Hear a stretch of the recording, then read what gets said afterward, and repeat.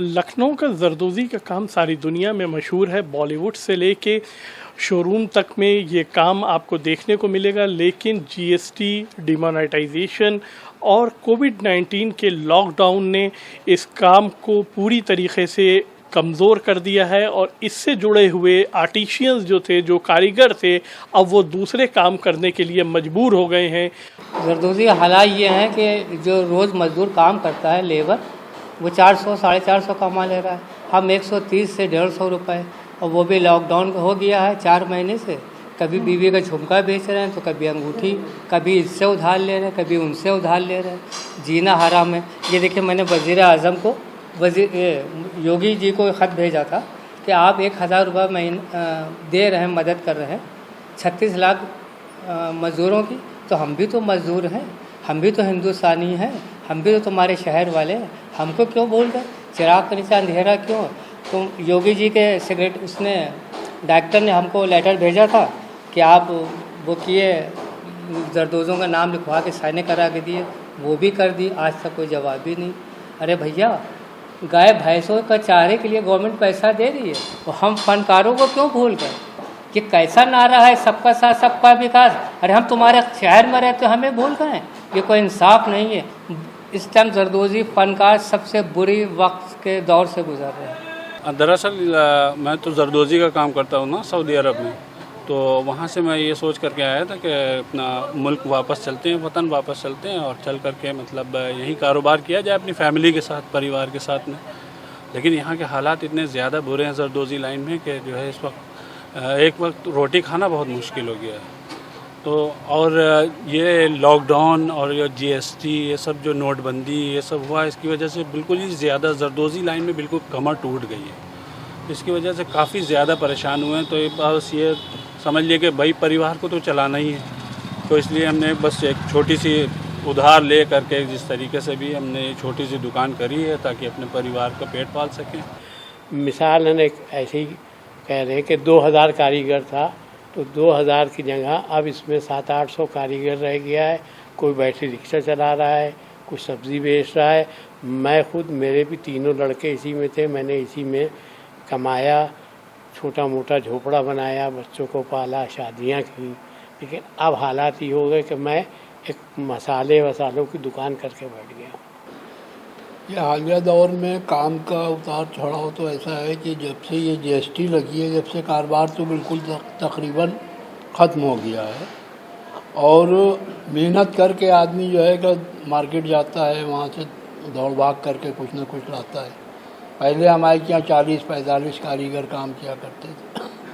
अब ये हो गया है कि ये 14-15 लोग हैं अभी भी।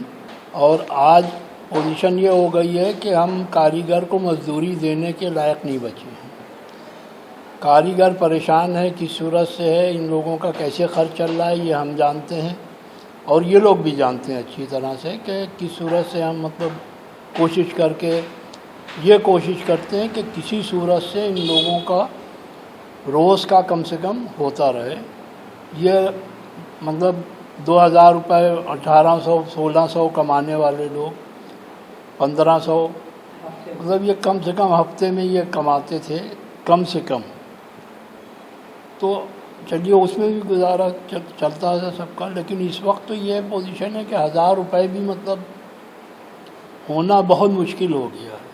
काम की कमी आई है जीएसटी लगने के बाद से। जीएसटी जब से लगी है, दुकानदारों ने कपड़ा ख़रीदना जो है बंद कर दिया, जिसकी वजह से ये कमी आई है। जो एक सनत थी लखनऊ की, बहुत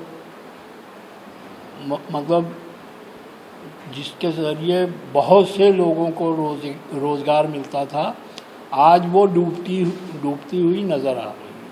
हमारी आमदनी में फ़र्क तो यही पड़ गया है कि जो हम लोगों को रोज़मर्रा में मिलता था उसका आधा रह गया है। अगर हमको 200 रुपये रोज़ पैदा करते थे तो वो 100 रह गए हैं।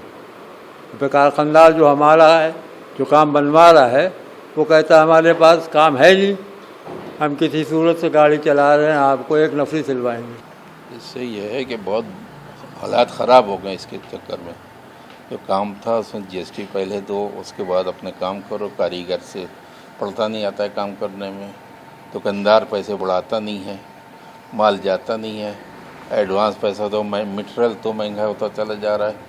उस हिसाब से तो बहुत ख़राब हिसाब किताब चल रहा है इसका, और कुछ ही दिनों का ये रहेगा, ना तो ये हालात तो ख़राब होते, ये ख़त्म ही हो जाएगा कारोबार। रोज़ी का सिलसिला बहुत अच्छा चल रहा था, मगर कुछ अरसे से जब से ये नोटबंदी हुई है उसमें बहुत ज़्यादा मतलब व्यापारियों का भी नुकसान हुआ है और एक्सपोर्ट का भी बहुत ही मतलब कारोबारी सिलसिला ख़त्म हो गया, जिसकी वजह से कारीगर जो थे बहुत परेशान हो गए, दुकानदार भी बहुत परेशान हुए।